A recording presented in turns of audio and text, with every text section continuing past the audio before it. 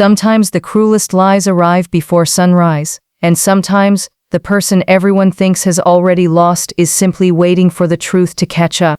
Welcome back to Family Reckoning, where family secrets always leave a mark. At 6:30 every morning, my coffee maker clicks on before I even leave my bedroom. After 23 years as a high school woodworking teacher, routines have become as important to me as measurements. A table is only steady when every leg is cut with patience. Families, I've learned, should work the same way. Rush the foundation and sooner or later something collapses. That Tuesday began exactly like every other. I poured fresh coffee into 2 mugs because my father had spent the night at my house after one of his regular heart checkups. My 11-year-old daughter Lily was already dressed for school, humming softly while she braided her own hair. Dad always teased that she tied a better knot than most sailors. The phone rang. My sister Vanessa. No one calls at 6:30 unless something is wrong, I answered calmly. Before I could even say hello, Vanessa's voice came through like someone reading from a prepared script. She said Dad had died during the night. She said everything had been left to her and her husband. She said there was nothing for me. Then I heard my brother-in-law Marcus laugh in the background and say that I was finally out. I looked over my shoulder. Dad was sitting at my kitchen table, wearing his old blue sweater, dipping toast into his coffee as though he were listening to the morning weather. He raised one eyebrow. Without saying a word, I pressed speaker. The silence that followed lasted only 3 seconds. Dad leaned toward the phone and calmly asked whether they wanted to explain why they were burying him while he was eating breakfast. The line went completely dead. If woodworking has taught me anything, it's that a cracked board usually started splitting long before anyone noticed. That phone call wasn't the beginning of our family problem. It was only the first visible crack. Growing up, Vanessa believed appearances solved everything. If our father bought me a used bicycle because I actually needed transportation to work after school, she complained that her friends would think we were poor unless she got a brand new one. If Mom cooked homemade meals, Vanessa wanted expensive restaurants because pictures looked better. After Mom passed away 12 years earlier, Dad became quieter, not weaker, just quieter. He started measuring people by how they treated waiters, neighbors, and children instead of how expensive their clothes looked. Vanessa never noticed. Marcus noticed even less. Marcus came from money. His parents owned luxury apartment buildings across the state. Every family gathering somehow became an opportunity for Marcus to remind everyone about investment portfolios, golf memberships, or vacation homes. Dad usually smiled politely before changing the subject to Lily's latest school project. That probably annoyed Marcus more than anything. Lily adored her grandfather. She also adored her Aunt Vanessa despite never fully understanding why visits always felt like job interviews. Everything changed when Vanessa announced she was organizing a huge family celebration for Dad's 75th birthday. Nearly 100 guests, professional photographers, a charity auction, business owners, local politicians, families with names people recognized. Vanessa proudly explained that Lily would open the evening by walking Grandpa onto the stage and presenting him with a handmade memory book filled with family photographs. Lily spent weeks decorating every page. She glued old pictures together. She wrote little captions underneath every photo. She even practiced walking beside Grandpa in our living room, because she wanted everything to be perfect. Watching her work reminded me of sanding a tabletop. She believed every careful movement mattered. I never corrected that belief. Children deserve to think effort means something. About 5 days before the celebration, little things started feeling slightly uneven. Vanessa suddenly became difficult to reach.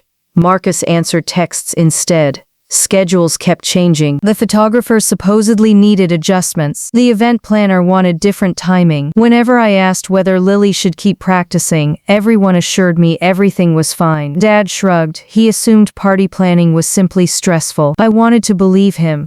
Then Friday afternoon arrived. I was finishing grades in my classroom when my phone buzzed. The message came from the event coordinator by accident. It simply read, "Just confirming Olivia Hart will escort Mr. Bennett during the opening ceremony." Olivia Hart. I recognized the name immediately. She was the granddaughter of Richard Hart, the millionaire who had just donated $5 million toward the city museum. I stared at the screen for almost a minute before calling Vanessa. She answered cheerfully, then became strangely quiet. Finally, she admitted the change. She insisted Lily would understand. She claimed Olivia's family had agreed to sponsor the birthday event. Important guests would be attending. Media coverage mattered. Olivia wore designer dresses. Her grandfather's donation would attract influential people. She told me not to make it emotional. I thanked her politely. Then I drove home. Lily was sitting at the dining room table adding tiny pressed flowers to Grandpa's memory book. She looked up with that hopeful smile children wear before they know disappointment has entered the room. I sat beside her. I explained gently that someone else would walk Grandpa onto the stage.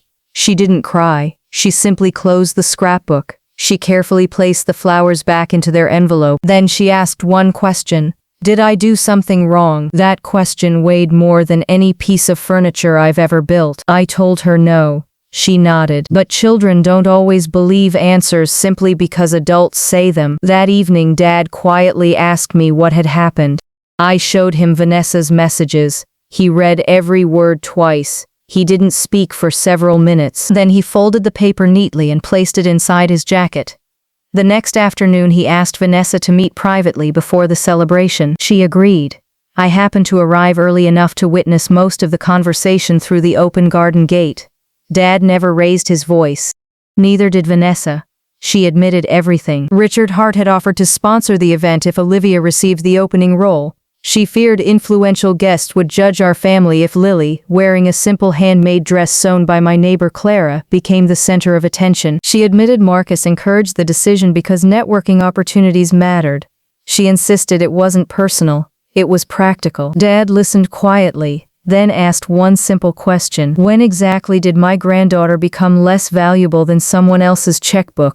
Vanessa had no answer. The celebration began at sunset. Luxury cars lined the entrance. Photographers smiled constantly. Everything looked perfect. Olivia stood near the stage wearing an expensive white dress. Lily sat beside me wearing the blue dress Clara had sewn by hand. Clara squeezed Lily's shoulder every few minutes. Some support never requires words.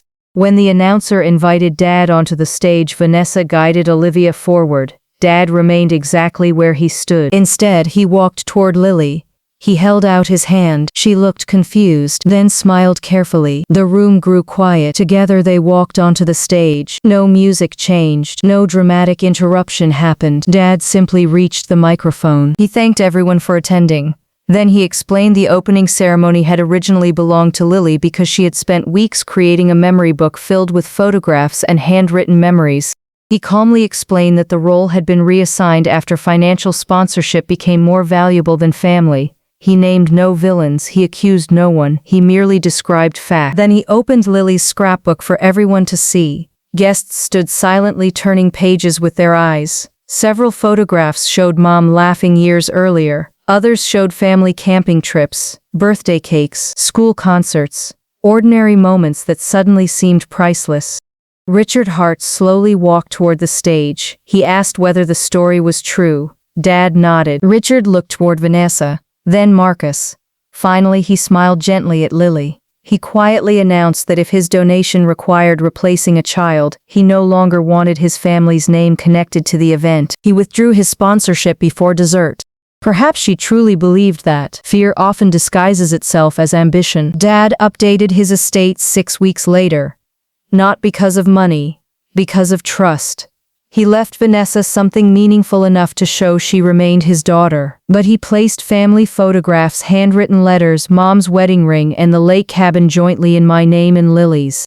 He said possessions eventually disappear. Character usually doesn't. Vanessa and I still speak. Birthdays, Christmas, occasional phone calls, careful conversations. We're no longer enemies. But we're no longer close enough to pretend nothing happened. Some boards can be repaired. The original grain never completely returns. Several months later, I found Lily reading Grandpa's memory book on the porch. She looked up and quietly asked whether Grandpa had chosen her because she was better than Olivia. I sat beside her. Then I answered the only truthful way I knew. No, sweetheart. He chose you because you never needed to be better than anyone else. You were already enough. She smiled. Close the scrapbook. And for the first time since that phone call, I believed she truly believed me. Sometimes justice isn't making someone else lose. Sometimes it's refusing to let an innocent child believe they were the mistake. Family isn't measured by wealth, appearances, or social status. It's measured by who stands beside you when no one is watching, and by the quiet choices that reveal what people truly value. If this story touched your heart, share your thoughts in the comments. Have you ever witnessed someone choose status over family? Don't forget to like this video, subscribe to Family Reckoning, and turn on notifications for more emotional family drama stories where quiet truth always speaks louder than revenge.